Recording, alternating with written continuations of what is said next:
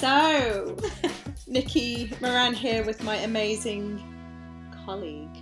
Hi, I'm Beverly Glick. Now, if you don't know Bev, she is an ex-rock journalist who coined the term... The New Romantics. Woohoo, she's very impressive. She's now a story maestro. And we're working together, writing a book on trailblazing PR and all about helping you find your voice in your PR so that you can have a real sense of authenticity in your message and a way you communicate to others. And how you can just really show up and enjoy it. Enjoy showing up as who you are. And we had some great lessons today. Yeah, We've been writing a chapter all about social media, and it was very funny because Bev and I are both a bit shy with social media. I don't like using social media generally. No, and I tend to use it in a very specific way when I want to put out a particular message about something I'm doing. I'm not very natural about it. No. And I do it because I have to, Yeah. but I don't really enjoy it. I'm just being honest with you right now. And so we talked about how can you make social media more enjoyable, and we did this really fascinating exploration of our own sense of self. So we asked the question, who do you want to be on social media? Yeah. So I asked Bev and she asked me. Yeah. So it was about how you want to be perceived, and we realised we hadn't really thought about this at all, and I don't expect you have either, have you? Yeah. Yeah, how do you want to be perceived on social media? Like, really? So, and I think what happens is we look at other people doing social media and we go, oh, that's the way to do it. So I'll do it that way. And without thinking, okay, yeah, but who am I and what's my voice? Yeah, absolutely. And what was the main thing you learned from doing that, Bev? I think the main thing I learned from doing that was that I quite often dismiss the things that happen to me that are actually quite interesting, that I'm not actually sharing.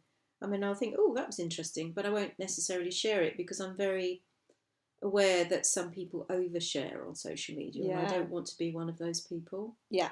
So you hold yourself back because you don't want to be one of those people. Yeah, exactly. Yeah.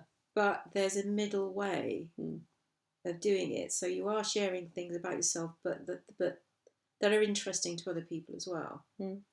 And what I learned from doing it is I realised that how I want to be perceived as someone just very straightforward, very straight talking, somebody who doesn't try and be too clever or too expert-like. I think one of my qualities is I've got instincts about things, but I'm quite emotionally free and quite straightforward.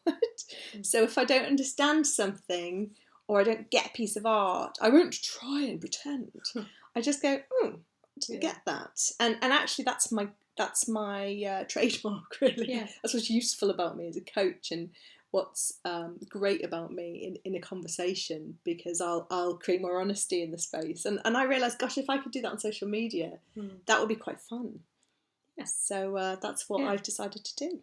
Yeah, and I've decided that I'm going to share more stories, not just about my illustrious past as a music journalist, but actually connecting that more to who I am today, and how that affects me today, and how that's still part of me, and it's not just something that happened 30 years ago. Yeah, and that was my challenge to Bev, because she's always putting really fascinating stories about when she interviewed Duran Duran or Soft Cell or Boy George, and actually I said, you're still a rock journo, sweetie. Inside, you've lived all of those experiences, and you're always being contacted by interesting people and doing fascinating things. So create a story about who you are right now. So that was my challenge to you.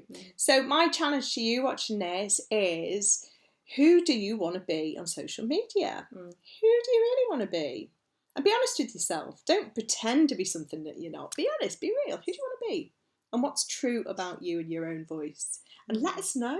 Leave a lovely little comment under this blog, because we want to know, don't we, Beverly? We do. And make it fun. It's not supposed to be a big onerous task, social media. Yeah. And before have fun with it. And before we wrap up, get my ebook Thrive on my website, nickimoran.co.uk. And if you want to see more of Beverly, you can find me on Twitter at idigstories, and my website is beverlyglick.com. All right. Take care for now. Take care. Bye.